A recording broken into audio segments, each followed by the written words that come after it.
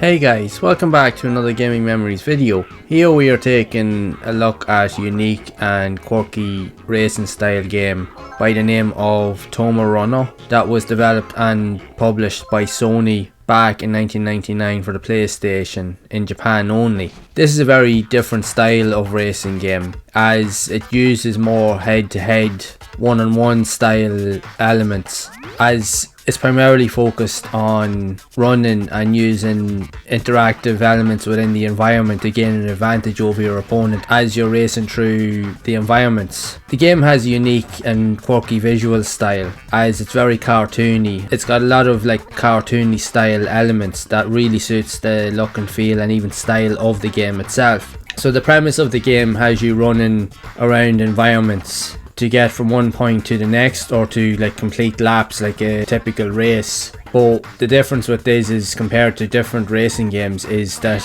as you can see on the screen, you do be using different style elements throughout the environments to give you an advantage, where you can swing off poles at the side of walls, or you can use the likes of springs that are situated beside walls and other type of elements that can actually give you an overall advantage, that can allow you to leap higher to other areas, that find hidden secret shortcuts, or to increase your speed. And you also gain power-ups as you go through each stage that also influence certain activities and give you enhanced ability so that you can move faster throughout each of the environments in question. Plus you also do have a lot of obstacles to overcome to be able to gain an advantage. They can either hinder your progress or they can give you a direct advantage depending on how you overcome them. The control system itself is very direct and responsive, but at the same time you do have to be careful when you're controlling the characters, as any mistimed use of button presses and the like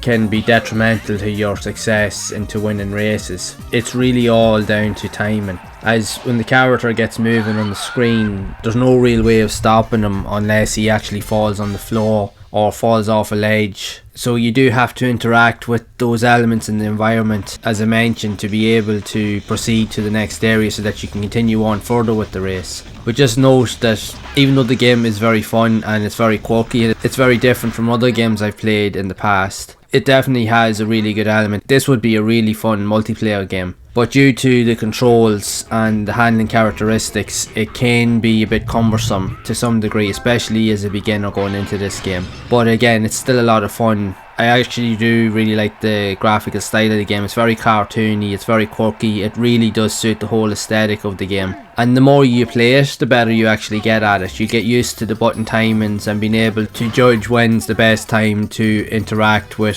certain elements in the levels to give you an advantage to move forward. So there definitely is a lot of unique features involved in this game. One thing to note as well is, due to those elements, it can be a bit of a challenge even with regards to the computer or AI opponents, as they can be difficult to beat throughout the races, especially when you're playing through the single player campaign, as it's very hard for you to really gain any sort of a lead against them, because even though you think you've gained the lead, any sort of mess up or screw up on your end with your controls can lead to them very quickly running past you, and you're always having to play catch up. But with a bit of practice and consistency, you will get familiar with how each of the levels operate. You'll know where all of the environmental hazards are, and even the elements that can give you the advantage, and timing is key, like I mentioned. So if you can put all of those things into play, you'll be able to really get the most out of the game and you'll really be able to enjoy it.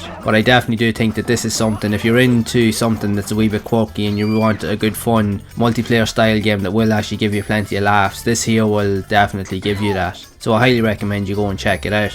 And I'd love to know your thoughts on this quirky style game, if you've ever actually played it yourself, or did you even know anything about it? And if so, what do you think of it? Be sure to share it down in the comments below. And if you have enjoyed this video and you'd like to see more reviews and gameplay style videos of similar games like this that were also released on the PlayStation, then be sure to leave a like on the video. Also again, be sure to subscribe to the channel and hit that bell icon to be updated whenever future videos are released. Also be sure to check out some of the other videos on the channel where I do provide reviews and other gameplay videos of various different types of racing games that were released on the PlayStation, where I do share my thoughts and experiences with everyone. So as always, make sure to keep playing those classic games and enjoying them, and keep those gaming memories alive.